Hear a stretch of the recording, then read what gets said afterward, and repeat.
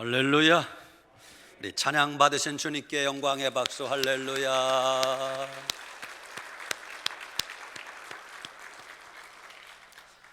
우리 시온 찬양대 그리고 관현악단 감사합니다. 오늘도 은혜를 사모하여 주님 전에 나와 예배하는 여러분 모두에게 주님이 은혜 주실 줄 믿으시기 바랍니다.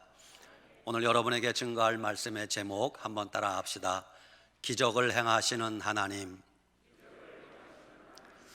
여쭤보겠습니다. 여러분은 하나님께서 기적을 행하실 수 있음을 믿으십니까? 아멘. 그런 마음으로 오늘 말씀에 귀 기울여 아멘 하면은 여러분의 삶에 놀라운 기적들이 나타날 줄 믿으시기 바랍니다. 아멘. 현대 사회에 인간의 힘으로 불가능한 네 가지가 있답니다. 첫째, 하늘의 별 따기. 둘째, 장가간 아들 내 편 만들기. 세 번째, 절에 스님 머리에 핀 꼽기. 네 번째, 실직하고 퇴직하고 은퇴한 남편 존경하기. 이것이 현대사회에 불가능한 네 가지라고 합니다. 그렇습니다. 인간의 힘으로는 불가능한 일들이 분명히 있습니다. 그러나 그 불가능해 보이는 모든 일도 하나님 안에서는 가능할 줄 믿으시기 바랍니다. 왜냐하면 우리 하나님은 전지전능하신 하나님이시기 때문입니다. 창세기 18장에 하나님이 아브라함과 사라를 찾아오십니다. 아브라함아, 내년 이맘때 내가 아들을 낳을 것이라. 그때 아브라함의 나이가 100세고 아내 사라의 나이가 90세였어요. 이 말을 들은 사라가 장막 뒤에 가서 키득거리고 웃습니다. 하나님 농담도 잘하셔. 내가 나이가 몇인데 경수가 끊어진 지가 언젠데 아들을 낳는다는 거야. 그 모습을 본 하나님이 창세기 18장 14절에 말씀하십니다. 여호와께 능치 못할 일이 있겠느냐. 마가복음 9장 23절에는 한 아버지가 귀신 들린 아들을 두고 있어요. 예수님께 찾아와서 간청합니다. 주님, 내 아들에게서 귀신을 쫓아낼 수 있으면 좀 도와주세요.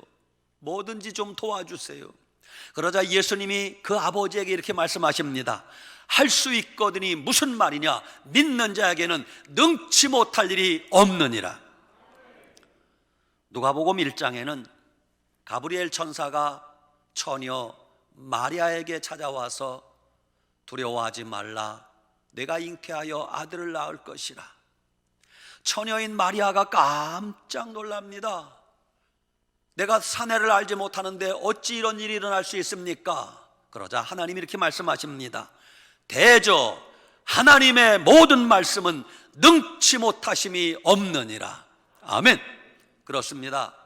전능하신 하나님은 지금도 불가능을 가능으로 바꾸시고 인간이 할 수 없는 일들을 넉넉히 행하시는 전능하신 하나님이심을 믿으시기 바랍니다. 오늘 봉독한 스가랴 4장 6절에 주님이 이렇게 말씀하십니다. 만군의 여호와께서 말씀하시되 이는 힘으로도 되지 아니하고 능력으로 되지 아니하고 오직 나의 영으로 되느니라. 그렇습니다. 사람의 힘으로 안 되는 일, 인간의 능력으로 할 수 없는 일도 하나님의 영이신 성령의 능력이 임하면 모든 것이 될 줄 믿으시기 바랍니다. 우리 하나님은 지금도 기적을 행하시는 분이십니다. 성경에 보면 창세기부터 요한계시록까지 성경 66권 전체가 하나님의 기적과 하나님의 능력을 선포하고 있습니다. 천지를 창조하신 것이 하나님의 능력이고 기적이 아닙니까? 430년 애굽에서 종살이 하던 이스라엘 백성들을 출애굽시킨 것이 하나님의 능력이고 기적이란 말입니다. 지금도 이 죄 많은 우리 인간을 구원하기 위하여 하나님이 독생자 예수 그리스도를 보내주신 것이 하나님의 능력이고 기적이십니다. 예수님이 이 땅에 오셔서 우리의 죄를 대신 짊어지시고 십자가에 못 박혀 죽으시고 죽으신 그분이 사흘 만에 부활하신 것이 하나님의 능력이고 기적이란 말입니다. 하나님은 지금도 기적을 행하시는 분입니다. 요한복음 11장에 마리아와 마르다의 오라버니 나사로가 죽었습니다. 예수님을 부르러 보냈는데 예수님이 며칠 시간을 지체하셨습니다. 그 사이 나사로는 죽어 장사를 지냈습니다. 예수님이 뒤늦게 오셔서 사람은 이미 죽었는데 어떻게 할 수 있습니까? 그러자 예수님이 마리아와 마르다를 데리고 내 오라비 나사로의 무덤에 한번 가자 그러시는 거예요. 무덤에까지 왔습니다. 큰 돌이 무덤 입구를 가로막고 있습니다. 따라간 사람들에게 명령합니다. 돌을 옮겨 놓으라. 그러자 따라간 마르다가 예수님께 이렇게 볼멘소리를 합니다. 주님, 이미 죽은 지 나흘이나 되었습니다. 이제 와서 뭘 어떻게 하시려고 돌을 옮기라 하십니까? 그때 예수님께서 요한복음 11장 40절 말씀하시기를, 따라합시다. 내가 믿으면 하나님의 영광을 보리라. 그렇습니다. 우리가 주님의 말씀을 믿기만 하면 하나님의 영광을 볼 수 있다는 것입니다. 기적을 체험하게 된다는 것입니다. 예수님이 이미 죽은 지 나흘이나 되어서 썩은 송장에서 냄새나는 그 앞에서 주님이 말씀하십니다. 나사로야 나오너라. 그러자 죽은 나사로가 배를 동인 채 살아나왔다고 하지 않습니까? 그 하나님이 우리의 하나님이심을 믿으시기 바랍니다. 그 능력의 주님이 지금도 말씀하시면 홍해는 갈라지게 되어 있습니다. 그 주님이 지금도 말씀하시면 아침마다 만나를 먹여주시고 메추라기를 먹게 하실 수 있습니다. 지금도 주님이 말씀하시면 반석에서 생수가 솟아나와 마시게 될 수 있습니다. 지금도 주님이 말씀하시면 블레셋을 이기게 하시고 또 골리앗을 물리치게 할 수 있습니다. 지금도 주님이 말씀하시면 요단강이 갈라지고 여리고성이 무너지게 될 것입니다. 지금도 주님이 말씀하시면 사탄 마귀 귀신이 떠나가게 될 것입니다.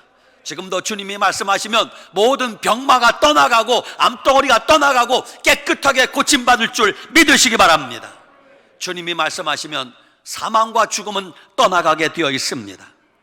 이 능력의 주님이, 기적을 행하시는 주님이 이 말씀 듣고 아멘하는 여러분 가정에, 여러분의 삶에 오늘도 이번 주간에 기적을 행하실 줄 믿으시기 바랍니다. 첫째, 최고의 기적 중의 기적은 지금 우리가 살아있다는 것입니다. 지금까지 우리가 인생을 살아오면서 숱한 위험과 죽음의 고비를 넘겼습니다.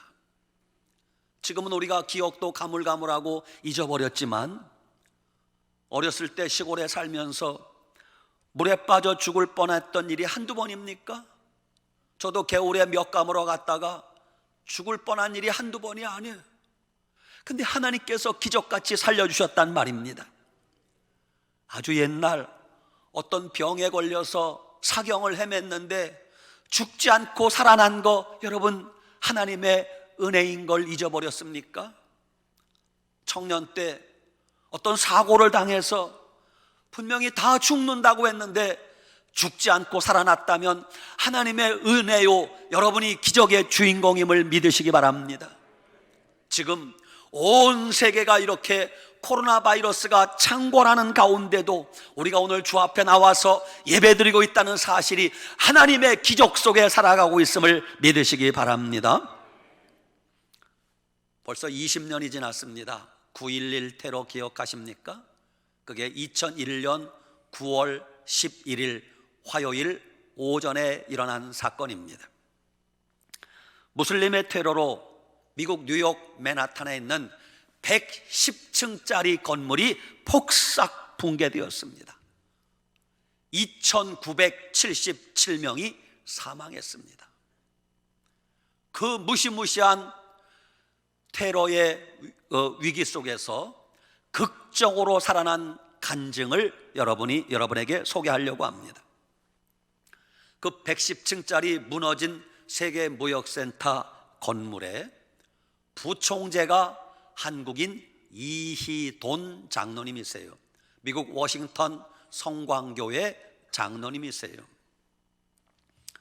사고가 난 그날 9월 11일 화요일은 세계무역센터, 전 세계에 300여 개 세계무역센터가 있는데 1년에 한 번 있는 모든 이사들이, 가장 대표적인 이사들 15명이 모이는 전체 회의가 약속된 날이라고 합니다. 그날 이희돈 장로님이 집에서 비행기를 타고 뉴욕으로 출근을 해요. 매일 비행기를 타고 출근을 하십니다. 보통 때 같으면 아침에 일찍 일어나면 아내가 모닝 커피를 마련해 주는데 전날 밤에 아내가 몹시 복통을 앓아서 아침 일찍 모닝 커피를 준비해 주지 못했습니다.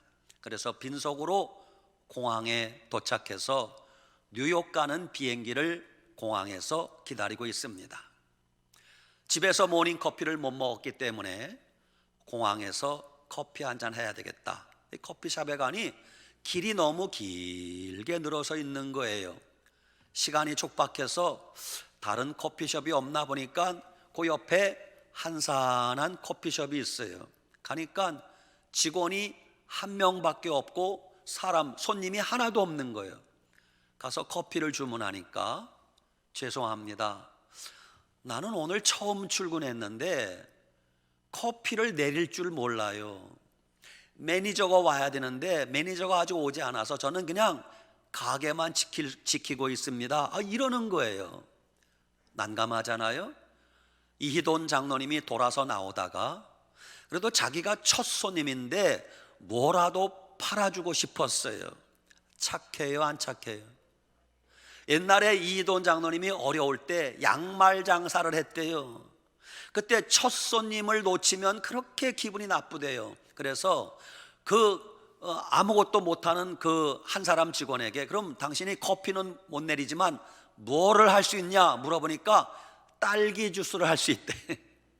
딸기 꺼내서 휙 갈면 되니까. 그래서 그거 하나 달라고.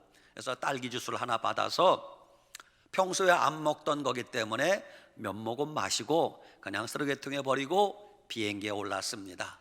얼마 후에 비행기가 뉴욕 공항에 도착을 했습니다. 도착을 하면 급히 서둘러서 이제 차를 타고 맨하탄에 있는 세계무역센터 건물을 가야 된대요. 출근해야 된대요. 그날 아침에는 세계무역센터 건물에서 1년에 한 번밖에 없는 15명이 모이는 전체 이사회를 약속해 놓았다는 거예요. 근데 공항에 도착해서 공항을 막 빠져나오는데 갑자기 이희돈 장로님이 배가 아팠어요. 복통이 일어났다는 거예요.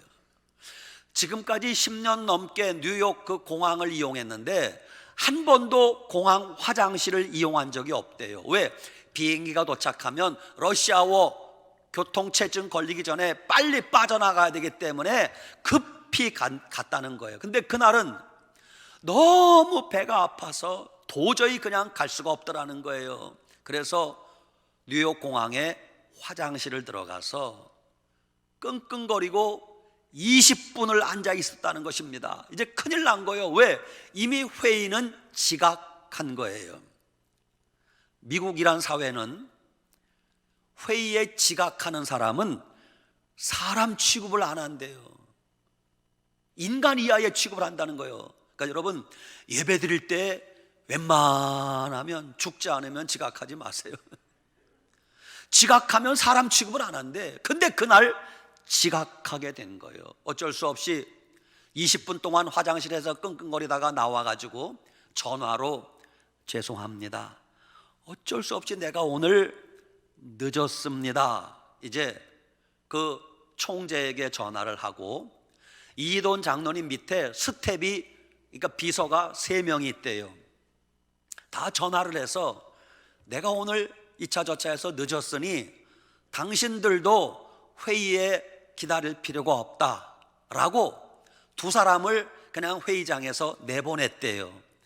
두 사람은 살았어요. 나머지 한 사람 연락이 안 되는 거예요. 그 집에 연락해서 아내한테 당신 남편 어디 갔어? 출근했는데요. 빨리 전화해서 내가 오늘 2차 저차 약속이 펑크 났으니 회의에 안 가도 된다고 연락하시오. 그래서 아내가 급히 남편에게 수소문을 해서 회의에 참석하지 못하게 했대요. 그래서 그 남편도 살았대요. 남편들이요, 아내 전화 잘 받으시기 바랍니다. 아내 전화 잘 받으면 죽을 사람이 살아나요. 나중에 보니까 그 무슬림 테러의 그 비행기가 110층짜리 세계무역센터 건물 84층 거기를 들이받았는데, 거기가 바로 이사들이 회의하려고 했던 그 층이라는 거예요. 바로 그 층에 비행기가 충돌했는데, 화장실에서 이도훈 장로님이 20분을 지체하지 않았으면 다 죽었다는 거예요. 그런데 살았어요. 하나님께서 살게 하신 거 아닙니까? 이도훈 장로님 그 부총재 하나가 회의에 늦어지니까 대표가 이랬대요. 한 사람이라도 빠지면 오늘 회의가 안 되니 아침 회의는 취소하고 흩어졌다가 점심때 다시 모이십시다 라고 15명을 전부 해산시켰대요. 그래서 그들이 건물을 빠져나왔어요. 5분 뒤에 사건이 벌어졌다는 거예요. 15명 이사들이 다 살았다는 거예요. 할렐루야. 며칠 뒤에 뉴욕타임즈 신문에 이런 기사가 났어요. 하나님의 섭리는 인간이 이해할 수 없는 방법으로 기적을 가져다 주십니다. 사실 그때 이도훈 장로님은 화장실에 앉아서 하나님을 원망했다는 거예요. 하나님, 오늘 회의가 얼마나 중요한 회의인 줄 아시지 않습니까? 1년에 한 번밖에 없는 이 중요한 회의인데 내가 왜 10년 동안 안 그랬는데 오늘 배탈이 난단 말입니까? 하나님, 오늘 같은 날 왜 나를 도와주지 않습니까? 내가 그동안 얼마나 이 회의를 위해서 준비했는 줄 아시지 않습니까? 그런데 하나님의 계획은 다른 데 있었어요. 여러분, 때로 내 뜻대로 되지 않아도 하나님은 우리가 알지 못하는 더 크고 놀라운 계획이 있기 때문에 내 생각이 어그러지더라도 불평하지 말고 감사하면 여러분, 놀라운 기적이 여러분 삶에 일어날 줄 믿으시기 바랍니다. 아멘. 두 번째, 여러분과 제가 지금 예수님 믿고 있다는 게 기적 중에 기적입니다. 저는 혼자 가끔 생각합니다. 내가 어떻게 예수님 믿었을까? 우리 부모님이 교회 다닌 것도 아닌데 내가 어떻게 어려서부터 성경학교를 다녔을까? 그게 너무 감사한 거예요. 왜냐하면요, 제가 부활하신 예수님을 의심하던 도마, 저리 가라 할 정도로 제가 의심이 많은 사람이에요. 도마가 내가 그 손에 그 창자국에 못자국에 손가락을 넣어보지 않고는 믿지 않겠습니다 그랬잖아요. 저는요, 도마보다 더 의심이 많은 사람이에요. 저는요, 뭐 물건 하나를 사더라도요 덜컹 사는 게 없어요. 이리저리 만져보고 뒤집어보고 재보고 가격이 비싼가 싼가, 물건이 좋은가 안 좋은가, 뭐 하나 사더라도 몇 날 며칠이 걸리는데 제가 예수님을 눈으로 본 적이 있나? 악수를 해봤나? 식사를 함께 같이 해봤나? 아무것도 한 적이 없는데, 그리고 예수님이 뭐 지금 살아계신 분도 아니고 2000년 전에 왔다 가신 분인데 그분이 그렇게 쉽게 믿어집니까? 그런데 말입니다, 내가 그 예수님이 믿어진다는 말이에요. 이게 하나님의 은혜고 기적이 아니고 무엇이겠습니까? 여러분도 저처럼 예수님이 믿어지면 하나님의 은혜요 기적인 줄 알고 감사하시기 바랍니다. 법과대학을 다니던 한 대학생이 있었어요. 공부를 잘했습니다. 공부하는데 갑자기 인생에 회의가 찾아오는 거예요. 인생이 뭘까? 내가 왜 살아야 되나? 내가 왜 공부를 해야 되나? 해답이 없는 거예요. 여러분, 이런 고민을 하니 공부가 잘 되겠어요? 공부가 안 되는 거예요. 인생이 뭘까? 내가 왜 살아야 되나? 이 본질적인 질문을 하면서 고민하고 방황하게 되었습니다. 그러다가 용기를 내어서 그는 경희대 법학과를 다니고 있었는데 연세대학교 철학과 어느 유명한 교수님에게, 그리고 서울대학교 어느 철학과 유명한 교수님에게 편지를 썼어요. 교수님, 인생이 무엇입니까? 내가 왜 살아야 됩니까? 나는 요즘 심각한 고민 속에 방황하고 있습니다. 해답을 좀 주시기 바랍니다. 얼마 후에 두 교수님으로부터 정중한 답장이 왔대요. 고맙게실이. 답장 내용이 약속이나 한 듯 똑같대요. 답장이 뭐냐? 학생, 그 나이 때는 다 그런 고민을 한다네. 시간 지나면 다 잊혀지니까 참고 지내면 된다네. 철학과 교수님에게 인생이 무엇입니까? 라는 질문에 해답을 얻지 못했어요. 고민하고 방황하다가 그분이 뒤늦게 예수님을 믿고 성령 세례 받고 선교사님이 되어서, 목사님이 되어서 카자흐스탄에 가서 선교사님이 되셨어요. 그분이 뒤늦게 이렇게 고백을 합니다. 나중에 보니까 자기가 질문했던 연세대학교 철학과 교수, 서울대학교 철학과 교수 두 분이 유명한 크리스찬이라는 거예요. 그런데 세상에 크리스찬이라고 하는 사람들이 인생의 의미를 묻는 청년에게 기껏 한다는 대답이, 학생, 그 나이 때는 다 그런 고민이 있다네. 나이 들면 다 잊혀지니까 조금만 참길 바라네. 이게 말이 되느냐는 거예요. 성경 베드로전서 3장 15절, 너희 속에 소망에 관한 이유를 묻는 자에게는 대답할 것을 항상 준비하되 그랬어요. 누가 여러분에게 집사님, 인생이 뭐예요? 권사님, 장로님, 내가 왜 살아야 돼요? 라고 물으면, 그 나이 땐 다 그렇게 그런 고민이 있어. 참고 살다 보면 알게 돼. 이렇게 흐리멍덩한 대답하시겠습니까? 누가 여러분에게 그런 질문하면 인간이 하나님이 창조하신 피조물임을 믿어야 된다네. 인간이 창조된 것은 하나님 영광을 위해서 창조된 것이라네. 하나님은 당신을 위한 놀라운 계획이 있습니다. 예수님을 믿고 믿음으로 살면 내가 왜 사는가? 내 인생이 어디로 가는가? 해답을 찾을 수 있습니다. 이런 답을 줄 수 있어야 되잖아요.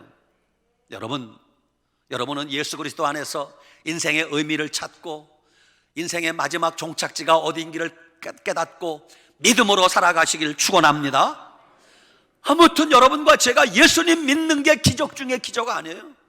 오늘 여러분과 제가 교회 나와 예배드리는 게 기적이란 말입니다.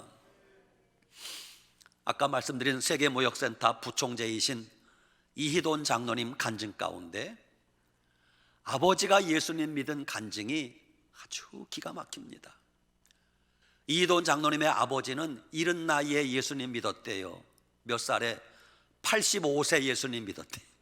몇 살에? 좀 놀래주세요. 본래 그 집안은 4대째 예수님 믿는 기독교 집안이래요. 근데 아버지가 예수님 안 믿었대요. 할머니가, 그 아버지는 외아들이요, 독자요, 집안의 장손입니다. 믿음 좋은 할머니가 그 아들 이희돈 장로님 아버지 때문에 한평생 눈물로 기도하셨대요. 할머니는 얼마나 믿음이 좋은지 92세까지 사시다가 하나님 부름 받았는데 92년을 사는 동안 병원을 단 한 번 간 적이 없대. 놀랍지 않아요? 그 할머니는 92세 돌아가시는 며칠 전까지 전도하러 다니셨대요. 92세 할머니가 하루는 전도하고 오더니 집에 와서 며느리한테 오늘은 좀 피곤하다 그러시더래. 그래서 며느리가 음식을 차려드리고 어머니 이거 드시고 좀 주무세요. 어머니가 한숨 푹 주무시고 그 다음날 말짱하게 일어나더니 다 모여라 그러더래요. 그러더니 어머니가 92세 할머니가 내가 이제 곧 천국에 갈 것 같다. 자손들 다 불러라 그러더래요. 어머니가 평소 안 하던 말씀을 하시니까 급하게 아들들, 며느리, 손자들 다 불러 모았어요. 92세 된 할머니가 자손들 하나하나 축복기도 일일이 이름 불러가며 축복기도 다 하시고 천국에서 만나자, 그리고 주무시듯이 돌아가셨대요. 할렐루야. 여러분과 저도 예수님 잘 믿고 이렇게 죽음을 맞이하는 복을 누리시길 축원합니다. 그런데 이렇게 믿음 좋은 할머니가 마지막 천국 가실 때까지 응답받지 못한 기도 제목이 하나 있었대요. 그게 바로 뭐냐? 외아들이며 가문의 종손인 아버지, 이돈 장로님의 아버지, 그 아들이 예수님 믿는 걸 못 보고 돌아가셨대요. 그런데도 할머니는 죽는 날까지 손자들에게 너희 아버지는 꼭 주님께 돌아올 것이다, 예수님 믿게 될 날이 올 것이다, 내가 기도했으니 반드시 이루어질 것이다 믿었다는 거예요. 조금도 의심하지 않았다는 거예요. 그래도 예수님 믿지 않는 아버지에게 어느 날 이희돈 장로님이 따져 물었대요. 아버지, 전 도저히 아버지가 이해가 안 됩니다. 어떻게 4대째 예수님 믿는 집안의 외아들 장손이 예수님을 안 믿는단 말입니까? 그리고 나중에 알게 된 것은 아버지가 어렸을 때 우리나라 최초의 선교사님이 세운 영생고보라는 미션 스쿨을 다녔대요. 그런데도 교회도 안 다니고 예수님을 안 믿는다는 거예요. 뒤늦게 그 아버지가 비밀을 얘기하는데 이제는 말할 수 있다, 그러면서 이제 고백을 하는 거예요. 자기가 어렸을 때 선교사님이 세운 영생고보라는 미션 스쿨을 다녔대요. 학교 가서 공부하는 건 좋았는데 예배 드리는 게 싫었대요. 그래서 자기는 예배 시간마다 밖에 나가서 놀았대요. 그런데 예배를 안 드리면 점수가 안 나오니까 졸업이 안 돼서 집에 머슴을 들여다가 예배 시간에 대신 보내놓고 자기는 밖에 나가 놀았다는 거예요. 기가 막히지 않아요? 자기는 한 번도 예배를 안 드렸다는 거예요. 복음을 듣지 못하고 성경을 듣지 못했다는 거예요. 왜? 예배 시간에 자기는 밖에 나가 놀고 머슴을 대신 출석해서 예배 시간에 들여보냈다는 거예요. 그래서 이돈 장로님이 아버지한테 물었어요. 참 아버지 대단하십니다. 아버지, 그러면 그 머슴은 어떻게 됐습니까? 아버지 대답이 걸작이요. 나 대신 예배드린 그 머슴은 지금 목사 됐다. 여러분, 대신 예배드려도 복 받을 줄 믿으시기 바랍니다. 이렇게 아버지가 끝까지 예수님 안 믿었는데 이돈 장로님이 나중에는 안 되겠다, 내가 아버지를 직접 전도해야 되겠다 결심했대요. 그래서 아버지는 한국에 살고 장로님은 미국 사시는데 새벽기도 마치면 아버지한테 장문의 편지를 쓰는 거예요. 이돈 장로님은 세계무역센터 부총재이신 이돈 장로님은 얼마나 바쁘게 사는지 하루 시간을 15분 단위로 쪼개서 스케줄이 있대요. 바빠요, 안 바빠요? 그보다 더 바쁜 분 손 들어보세요. 그런데도 한 번도 새벽기도를 빠진 적이 없대. 새벽기도를 빠진 적이 없대. 새벽기도 가면 그냥 도장 찍고 오는 게 아니라 2시간을 기도하고 온다는 거예요. 매일같이. 지금 바쁘다고 새벽기도 못 나오는 분들이요, 우리 도전 받아야 돼요. 이돈 장로님이 새벽기도 마치면 아버지한테 편지 쓰는 거예요. 전도 편지요. 첫째, 예수님은 누구신가? 둘째, 왜 예수님을 믿어야 되는가? 셋째, 왜 인간이 예수님을 통해서만 구원받을 수 있단 말인가? 이런 내용을 편지를 썼어요. 그것을 이메일로 한국에 있는 작은 형한테 이메일을 보낸대. 그러면 작은 형이 매일같이 그 편지를 받아서 프린터로 큰 글씨로 출력을 한대. 인쇄한다는 거예요. 그리고 아버지한테 가서, 아버지, 오늘 막내한테 편지 왔어요. 이돈 장로님이 세 아들 가운데 막내 아들이래요. 아버지가 교회는 안 다니고 예수님은 안 믿어도 막내 아들 편지라니까 애틋함이 있어요, 없어요? 애틋하잖아요. 막내 아들 편지니까 그걸 읽는다는 거예요. 세월이 흘렀습니다. 그 아버지 결혼 60주년 되는 어느 날 전화가 왔어요. 막내 아들 이돈 장로님에게. 애비야, 이 아버지 편지 보내줘서 고맙다. 내 이제 예수님 믿고 교회 갈란다. 크게 아멘 하소. 내 이제 예수님 믿고 교회 갈란다. 그게 아버지 85세 때예요. 85세.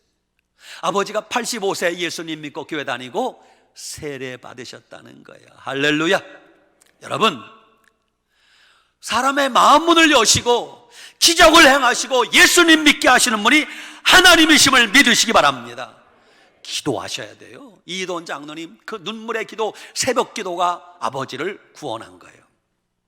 얼마 후에 이돈 장로님이 한국에 왔어요. 새벽 기도 시간에 아버지가 애비야 새벽 기도 가자. 85세 아버지가 새벽 기도를 다니시는 거예요. 그날 새벽에 아버지, 어머니, 아들 이돈 장로님 새벽 기도 교회당에 갔어요. 조그마한 교회당에 갔는데 아버지가 아들 손을 잡고 예배당 뒤에 앉는 게 아니라 맨 앞자리에 앉더라는 거예요. 맨 앞자리에. 그래서 아들이 생각했어요.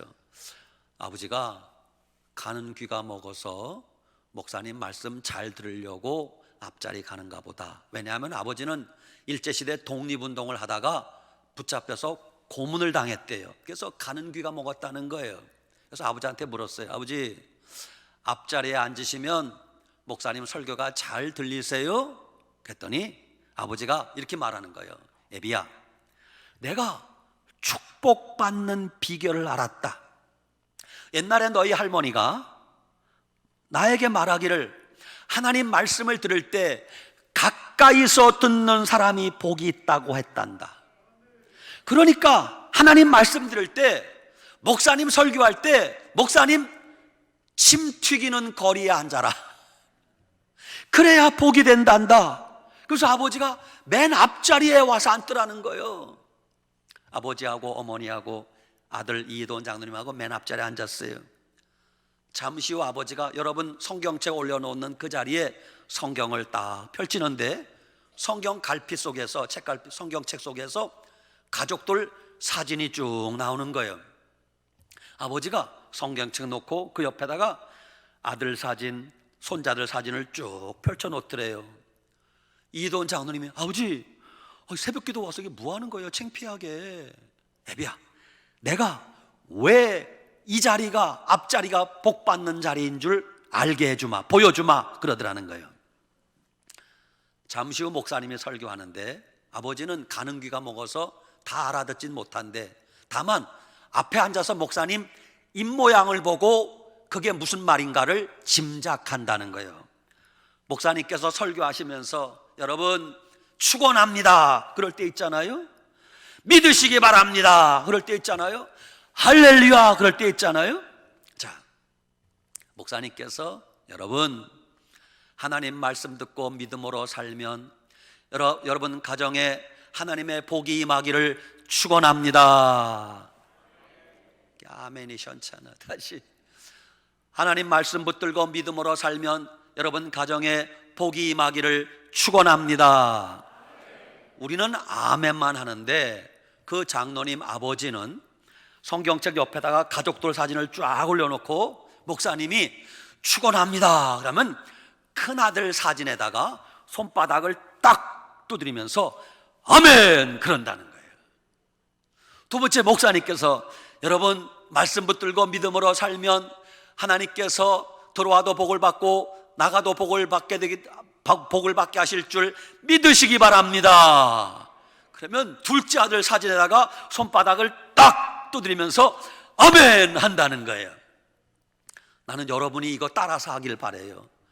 하나님은 어린아기 같은 믿음을 좋아하세요.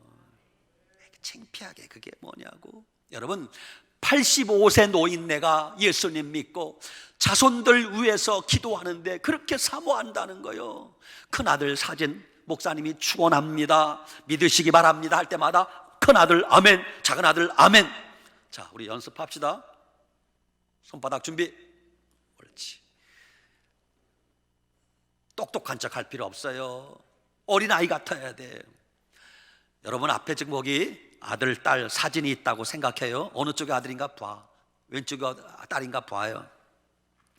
여러분이 하나님 말씀 붙들고 믿음으로 살면 여러분의 가정이 잘 될 줄 믿으시기 바랍니다. 옳지, 옳지.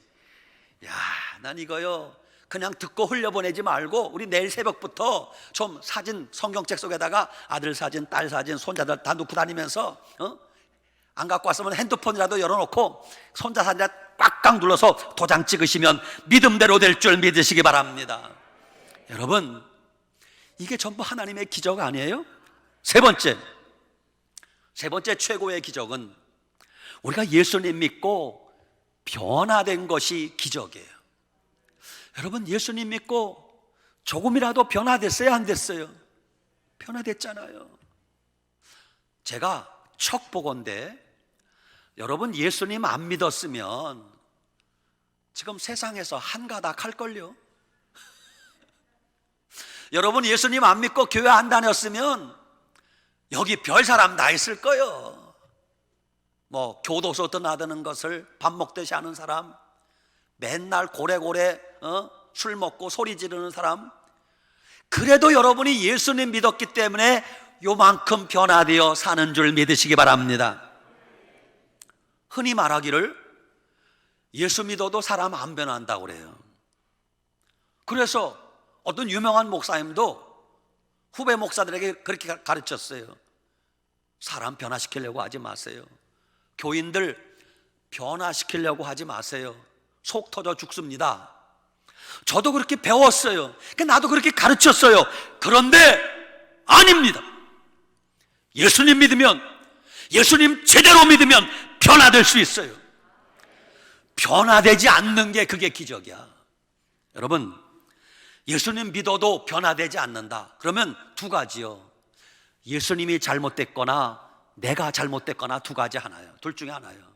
그런데 예수님은 잘못될 리 없으니까 예수님 믿어도 변화되지 않는다면 내가 잘못이요. 내가 예수님을 잘못 믿고 있거나 내 믿음이 가짜이거나 둘 중에 하나예요.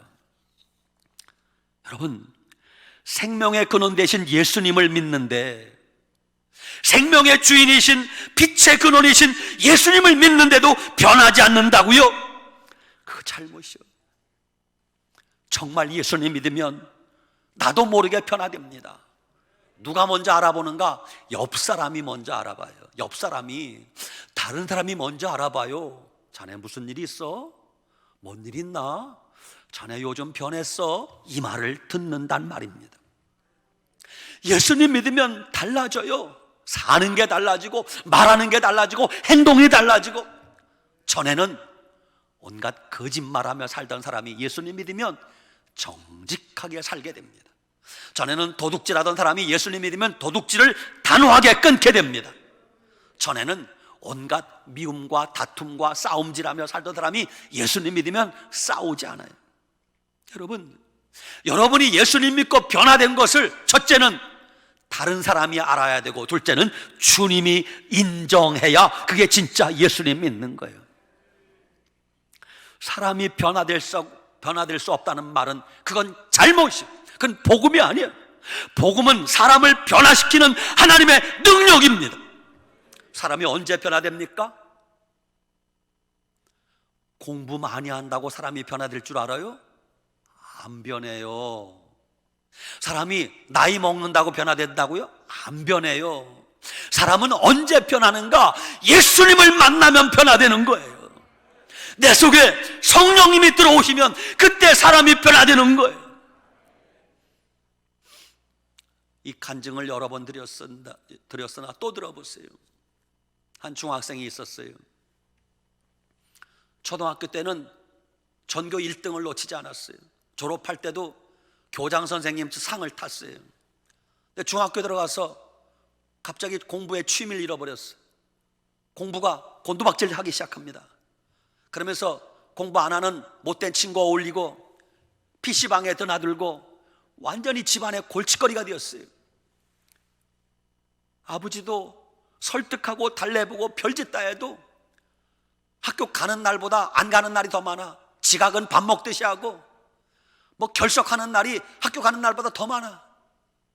엄마 아버지가 골칫덩어리야. 게임만 하고 앉았고. 이제는 아버지도 그 아들 포기했어요. 하루는 그 아들 녀석이 게임하고 밤늦게 잠을 자는데 아버지가 술을 드셨는지 늦지막히 들어오셔서 아들 방에 가서 잠자는 아들을 발로 걷어찹니다. 일어나 이놈 새끼야, 일어나 이놈 새끼야. 그래서 잠자던 아들이 깼어요. 왜요 아버지? 일어나 임마, 네가 왜 여기서 잠을 자? 여기 제 방인데요. 임마 네가 왜 여기가 네 방이야? 너는 임마 쓰레기야, 쓰레기. 세상에 아버지가 자기 아들 보고 너는 쓰레기야, 쓰레기는 여기서 자면 안 되지, 일어나. 데리고 나왔어요. 거실에 가니까 거실 한켠에 쓰레기통이 있어요. 넌 여기서 자, 쓰레기니까 쓰레기통 옆에서 자. 아버지가 얼마나 속이 상하면 그러겠습니까? 그래서 쓰레기통 옆에서 잠을 잡니다. 그 다음날 되었어요. 아침 일찍 새벽녘에 흔들어 깨웁니다. 일어나 이놈 새끼야, 쓰레기가 잠도 많네. 근데 그 새벽녘에 거실 너머 유리창 너머로 가까운 교회 십자가 불빛이 보이는 거예요. 아버지가 쓰레기라고 하는 아들에게 이렇게 말하는 거예요. 이놈아, 넌 인간 쓰레기야. 네가 사람답게 살려면 교회나 가라 이놈아, 교회나. 근데 이 말이 기적이야. 왜? 아버지는 교회 안 다녀. 그 집안은 대대로 교회가 뭔지도 몰라. 1년에 12번씩 제사 지내는 집이야. 근데 아버지가 무슨 생각인지 그 쓰레기 같은 아들 교회를 가라는 거예요. 그 아들이 아버지 협박에 못 이겨 교회를 다니기 시작했어요. 하나님의 섭리가 놀랍죠? 교회 가서 누구를 만났게요? 예수님 만나기 전에 믿음 좋은 교회 학교 선생님을 만났어요. 선생님이 그 아이를 보듬어 안고 기도하고 사랑을 쏟기 시작했어요. 그 아이가 조금씩 변하기 시작했어요. 내가 이리 살면 안 되겠구나. 그 아이가 은혜를 받았어요. 예수님 믿고 은혜를 받았어요. 와, 이거 신세계가 있네. 내가 그동안에 아버지한테 쓰레기라는 소리를 들었는데 예수님 믿고 났더니 야, 이게 신세계가 열리는 거예요. 그 아이가 완전히 거듭났습니다. 신학대학을 들어갔어요. 졸업하고 목사님이 되셨어요. 몇 년 전에 우리 교회 왔다가 간증하고 가신 김보성 목사님, 지금은 울산의 어느 교회 담임 목사님으로 오셨다고 합니다. 그렇습니다. 여러분, 예수님을 만나기만 하면 쓰레기 같은 인생도 변화되어서 새로운 인생 살게 될 줄 믿으시기 바랍니다. 이게 복음의 능력이고 예수님의 능력이에요. 예수님 믿어도 사람이 변화되지 않는다고요? 아직 제대로 안 믿어서 그래요. 제대로 믿으면 사람이 변화될 수밖에 없어요. 예수님 믿는 여러분의 삶에, 여러분의 가정에 이런 놀라운 삶의 변화의 기적이 일어나기를 축원합니다. 결론입니다. 하나님은 지금도 기적을 행하시는 분입니다. 오늘 우리에게 하나님의 기적이 필요하지 않습니까? 여러분, 기적이 필요한 여러분, 하나님께 간절히 기도하시기 바랍니다. 새벽마다 밤마다 기도하시기 바랍니다. 그러면 하나님이 여러분의 삶에 기적을 일으켜 주실 것입니다. 믿음 없는 가족들, 예수님 믿게 하는 기적이 일어나게 될 것입니다. 병든 가족, 예수님 때문에 고침받는, 치유되는 기적이 일어나게 될 것입니다. 이 한 주간 살아가면서 전능하신 하나님 의지하고, 하나님, 나의 삶에 기적이 필요합니다. 기적을 일으켜 주시옵소서.